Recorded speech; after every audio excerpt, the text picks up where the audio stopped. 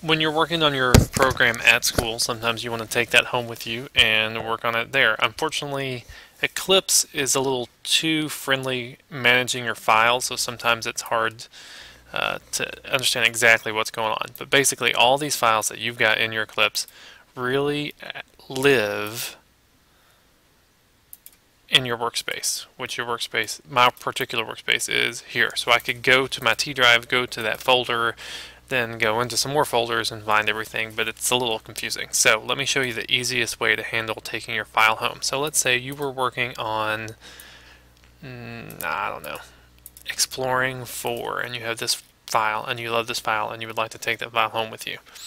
All you really need to do at school is have your Eclipse open, then you have your flash drive or whatnot, so you get your flash drive open and going, and if you can just resize this flash drive window so that you could say this file right here is one that I want, and so you could say actually let's take Dicey home. Let me we're fine. Whatever. So you're working on Dicey and you decide you want to take that home. If you just drag that over onto your flash drive, now it also lives on your flash drive. Now just understand you've got it in two places. You have it in Eclipse and you have it on your flash drive. Now, then you log off, you go home, and when you go home, you pull up your Eclipse at home. Now, this may be the first time you've ever tried to program at home. It might welcome you. You can close that.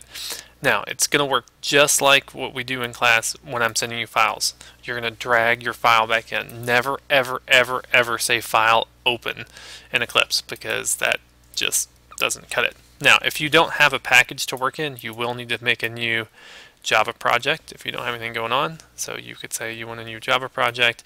That Java project could be called whatever. Once you have that, you may have to expand it to see your source, and then you can go navigate to your computer and then say that you would like to go to your flash drive. On your flash drive you might see whatever file that was that we just did, Dicey.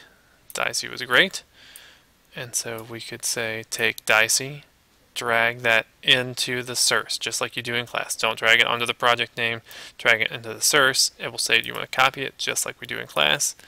You will say yes. When that happens, now you have a file that you could come in and do something with and program. Now the only strange thing is this file lives in two places. He's living in your workspace, whatever that workspace happens to be. He's also living on your flash drive. So whenever you get finished and you have edited your program and it is awesome and you are done with that,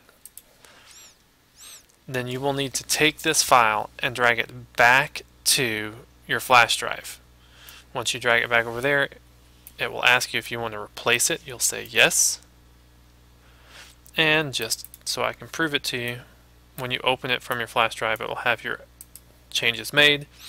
Then you are done with Eclipse at home. You can then come to school. When you come to school and you get on Eclipse, all you have to do is drag that back in. So you could say, once I put in my flash drive, just drag that back into the source of your project and you should be fine. So here it is. I will drag it to my source. Now that I'm on my computer at school, it will say, do you want to overwrite it? Yes, you do, because in theory this is the new version.